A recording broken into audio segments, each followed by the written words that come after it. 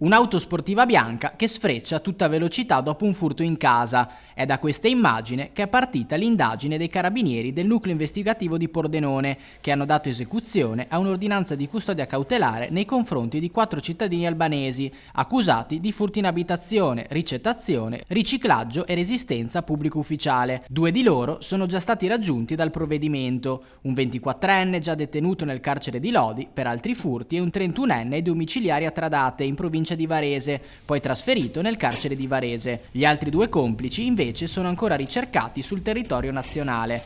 L'indagine, coordinata dalla Procura della Repubblica di Pordenone, è nata dopo un furto avvenuto a San Vito al Tagliamento nel settembre del 2023. In quell'occasione alcuni testimoni avevano notato una Mercedes AMG bianca allontanarsi a forte velocità.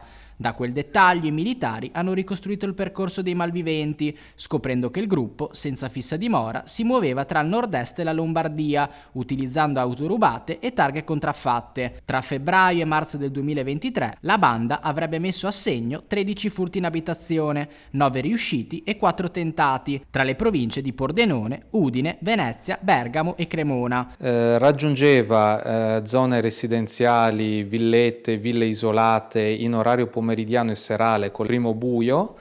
Lì l'autista rimaneva in macchina, in collegamento però con radio walkie-talkie con la squadra che scendeva a commettere i furti, che erano di solito gli altri 2 o 3 componenti del gruppo. In pochi secondi forzavano porte o finestre, portavano via denaro, gioielli, orologi, borse griffate e persino i salvadanai dei bambini.